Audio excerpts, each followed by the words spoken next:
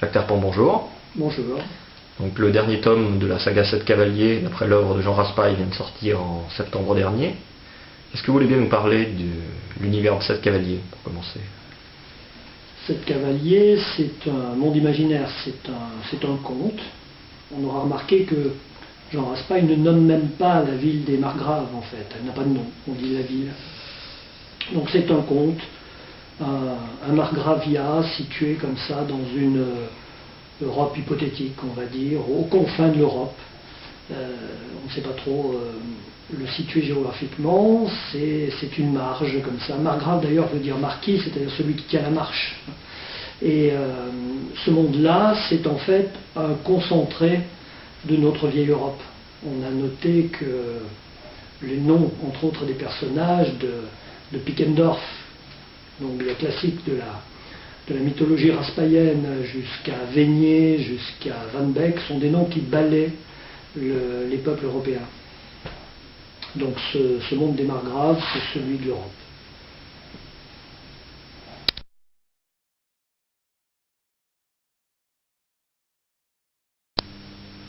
Donc ce monde des Margraves, dans le livre, est un monde qui est en train de s'écrouler.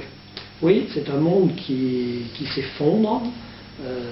On n'en a pas l'explication comme ça absolue dans le livre. On sent que c'est un monde décadent qui en fait ne croit plus en ce qu'il a été. On le voit, le margrave lui-même préfère dès le tome 1 rentrer dans sa vitrine avec ses marionnettes mythologiques du monde qu'il a connu.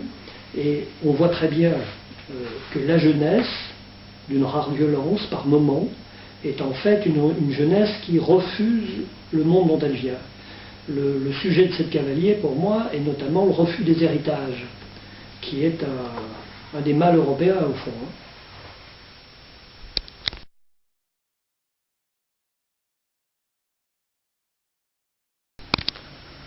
Et donc ces révoltes très violentes qui ont lieu surtout dans le premier tome du livre, vous les expliquez de cette façon? La révolte des enfants, à qui il n'est pas donné d'explication effectivement dans le roman, c'est ça, c'est le refus d'héritage. Jean Raspail, qui est très visionnaire parfois dans son œuvre, je rappelle Le Camp des Saints en 73, qui va être édité d'ailleurs, qui sort avec une nouvelle préface bientôt, qui est la submersion pacifique de l'Occident par un tiers-monde fasciné par les lumières du paradis occidental. C'était une prévision à très long terme finalement de ce qui se passe aujourd'hui. Dans 7 Cavaliers, la violence écrite en 90 par Raspail des enfants, c'est le refus d'héritage. Ça nous rappelle ce que l'on vient de vivre aujourd'hui, par exemple, hein, les casseurs lors des manifestations, la révolte des banlieues de 2005. Moi, ce qui me frappe, c'est que c'est une violence qui n'est pas théorisée. Il n'y a pas de discours politique qui l'accompagne, il n'y a pas de leader. Les plus anciennes jacqueries nous ont fait apparaître des leaders, des gens qui théorisaient le mouvement, qui clamaient des exigences.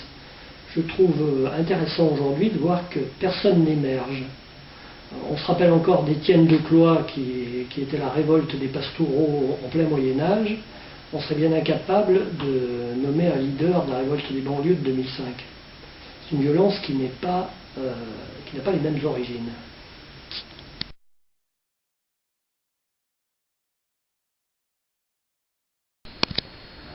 Dans le deuxième tome, les 7 cavaliers rencontrent dans la montagne un seigneur de guerre qui s'appelle Rahman, qui est en train de relever le peuple tchétchène, c'est-à-dire le monde musulman. Est-ce qu'il faut y voir le choc de civilisation? C'est plutôt un problème de robinet en l'occurrence, hein, c'est-à-dire que une civilisation s'effondre, une autre remplace, la nature a horreur du vide. Comme nous sommes en Europe, je l'ai dit, une espèce d'Europe symbolisée, eh bien la civilisation en face, c'est la civilisation musulmane. On est là comme au temps de l'Empire ottoman, si vous voulez. Et l'un influence l'autre et prend la place de l'autre lorsque celui-ci s'en va. Je ne crois pas beaucoup à l'idée du choc des civilisations. Pour qu'il y ait choc, il faut être deux à boxer dans la même catégorie. Je crois que c'est une idée qui qui ferait plaisir à Ben Laden, mais qui n'est qu'une théorie. Le recours au spirituel, c'est un recours de vaincu. Une civilisation, celle du monde occidental, a dominé le monde, et en face de cela, le refuge, c'est souvent le monde spirituel. C'est vrai pour les Amérindiens, c'est vrai pour les aborigènes d'Australie, des civilisations qui ont été broyées par le monde occidental. Le refuge, c'est de dire « Oh oui, mais regardez, ma spiritualité est bien plus belle. Certes, économiquement, militairement, etc., je suis par terre, mais à côté de ça, j'ai un monde intérieur formidable. » Bon, le monde musulman aujourd'hui, c'est ça. C'est un monde qui n'a pas tenu le choc ni de l'économie, ni des systèmes démocratiques, etc. Le refuge, c'est de dire ah oui, mais mon monde spirituel est bien plus formidable. Mais je ne crois pas je ne crois pas du tout à l'idée civilisation qui s'affrontent, etc.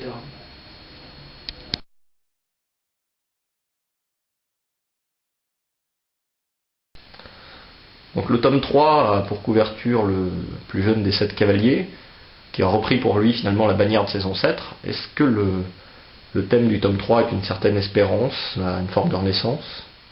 L'espérance, c'est un des thèmes des 3 livres en fait. Donc effectivement, dans le tome 3, le Cadévénier qui est sur la couverture, qui porte le fanion des margraves, et l'espérance de l'ancien monde. L'espérance de l'ancien monde au prix d'une certaine dureté.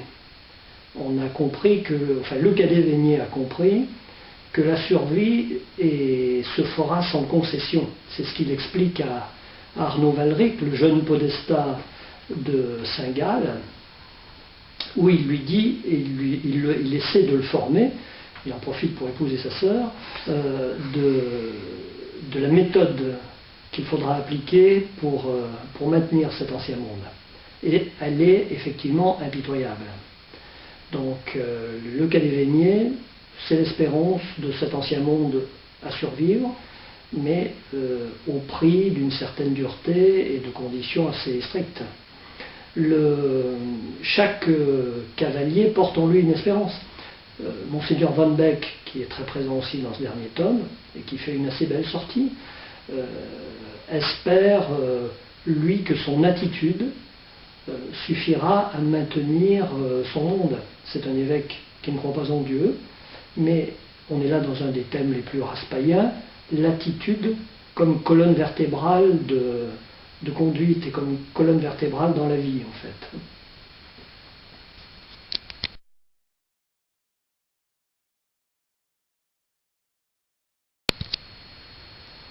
Donc, l'un des personnages principaux du livre, c'est Pickendorf. Donc c'est un des personnages, un des noms qu'on retrouve chez Jean Raspail.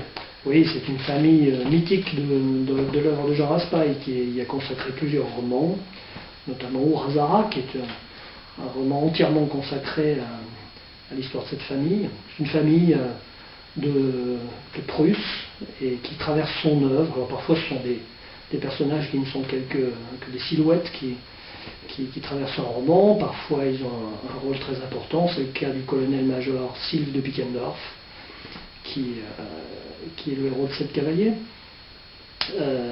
Je vais effectivement me consacrer ensuite au Royaume de Borée, qui est un roman qui est un thème là aussi très raspaïen, qui est la confrontation avec l'homme des matins du monde et notre société. Cela commence un petit peu comme 7 cavaliers dans une principauté fictive, mais qui là est beaucoup mieux située géographiquement. Elle se situe entre la Finlande, la Russie, les pays baltes, et en face d'elle, on est au XVIIe siècle, en face il y a la Borée, qui est un monde encore inconnu, de forêts, de taïgas qui butent jusqu'à la mer de Barents. Personne n'a mis les pieds là. Un homme peut-être par la mer, le commodore Lichtenberg, au XVIe siècle. Un Pickendorf, le premier, Octavius, c'est le sujet du premier livre, nommé commandant à Hagen, que l'on prononce en roulant le R, nous dit Jean Raspail, va se trouver en face de cette Borée qui va l'attirer, et ce sera vrai à chaque génération, puisque chaque fois, un Pickendorf, un membre de cette famille, va aller plus loin dans la connaissance de cette Borée, jusqu'à entrevoir la vie qui est en face, qui est celle des débuts du monde, de l'homme de la nature. Et ce sont les membres de cette famille Pickendorf qui en seront chaque fois les témoins privilégiés.